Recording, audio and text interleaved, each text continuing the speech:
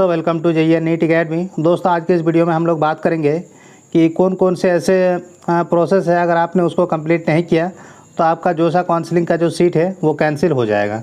तो चलिए हम लोग देखते हैं कि कौन कौन से ऐसी कंडीशन है कि अगर आपने उसको फॉलो नहीं किया तो यदि आपको सीट मिला है तो आपका सीट कैंसिल हो जाएगा। यदि अगर आपको सीट नहीं मिला है तो आगे के राउंड के लिए आपको बाहर कर दिया जाएगा। तो सबसे पहले है कि अगर आपने जोसा काउंसलिंग का जो प्रोसेस है उसको अगर कंप्लीट नहीं किया है, जिसमें आपका सबसे पहला प्रोसेस है कि आपको जो भी सीट मिला है उसको आपको या तो फ्रीज करना है, स्लाइड करना है या फिर फ्रॉड करना है। उसके बाद आपको डॉक्यूमेंट अपलोड करना है। उसके बाद आपको पेमेंट करना है।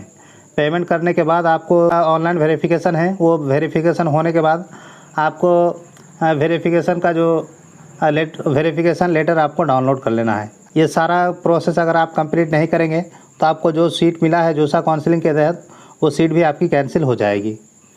यदि आपके बोर्ड में 75% मार्क्स नहीं आया है या फिर आप अपने बोर्ड में टॉप 20 परसेंटाइल में नहीं आते हैं तो जोसा काउंसलिंग में जो आपको सीट मिला है वो सीट आपका कैंसिल हो जाएगा।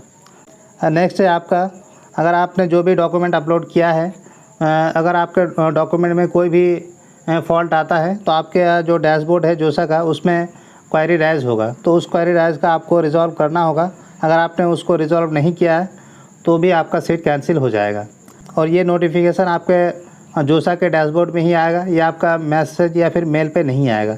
इसीलिए आपको आपका जो जोसा का डैशबोर्ड है उसे ओपन करके देखते रहना है, क्योंकि जब आप सारा डॉक्यूमेंट अपलोड करेंगे तो वो प्रोसेसिंग में दिखाता है। जब प्रोसेस कंप्लीट हो जाएगा तब जाकर आपको जोसा काउंसलिंग का जो सीट अलॉट हुआ है उसका आपको लेटर डाउनलोड कर लेना है, तब जाकर आपका प्रोसेस कंप्लीट होगा। जब तक आपका अंडर प्रोसेस में रहेगा तब तक आपको बार बार इसको ओपन करके देखना है कि आपके डैशबोर्ड में कोई क्वेरी तो नहीं आया है। अगर कोई क्वेरी आती है जिससे भी रिलेटेड हो, जैसे कि आपने अगर कोई भी डॉक्यूमेंट अपलोड किया है, फॉर एग्ज़ाम्पल के लिए अगर आपने कैटेगरी सर्टिफिकेट अपलोड किया है और आप OBC से हैं और आपका कैटेगरी सर्टिफिकेट पुराना है तो वो आपका एक्सेप्ट नहीं करेगा। तो उसके लिए आपको उसका क्लैरिफिकेशन देना पड़ेगा। अगर नहीं दे पाते हैं तो आपकी सीट कैंसिल हो जाएगा। नेक्स्ट है हमारा कैटेगरी सर्टिफिकेट। अगर आपने कैटेगरी सर्टिफिकेट नहीं प्रोवाइड करा पाए तो आपके साथ क्या होगा, तो आपको फर्स्ट राउंड में जो भी सीट मिला है वो सीट आपका कैंसिल हो जाएगा, लेकिन आपको काउंसलिंग से बाहर नहीं किया जाएगा और आगे के राउंड में आपको एज ए जनरल ट्रीट किया जाएगा।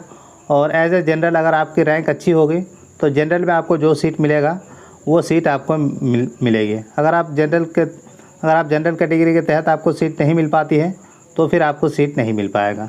आई होप कि आप लोगों को पता चल गया होगा कि कौन कौन से इंपॉर्टेंट पॉइंट्स है जिसको आपको ध्यान में रखना है। सबसे पहले आपका जो जोसा काउंसलिंग है उसका जो पूरी प्रोसेस है उसको कंप्लीट करना है। दूसरा, अगर आपकी क्लास 10 में 75% या टॉप 20 परसेंटाइल में नहीं आते हैं तो भी आपका सीट कैंसिल हो जाएगा।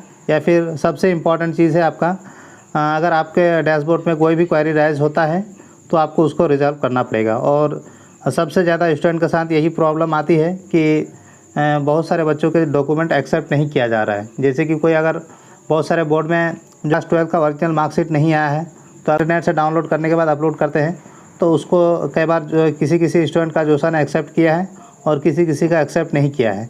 तो अगर आपने इंटरनेट से डाउनलोड किया हुआ क्लास 12 का मार्कशीट दिए हैं तो आपके हो सकता है कि आपके डैशबोर्ड पे क्वेरीज आए। तो इसके लिए आपको ध्यान में रखना है और बार बार आपको ओपन करके देखना है अपना डैशबोर्ड कि कहीं क्वेरीज तो नहीं आया है। तो आई होप कि आप लोगों को समझ में आ गया होगा कि आपको क्या करना है जिससे आपका सीट कैंसिल ना हो। तो अगर वीडियो आप लोगों को पसंद आया है तो वीडियो को लाइक और चैनल को सब्सक्राइब जरूर से करें ताकि इसी तरह की इंपॉर्टेंट इन्फॉर्मेशन आपको मिलती रहे। Thank you so much for watching this video.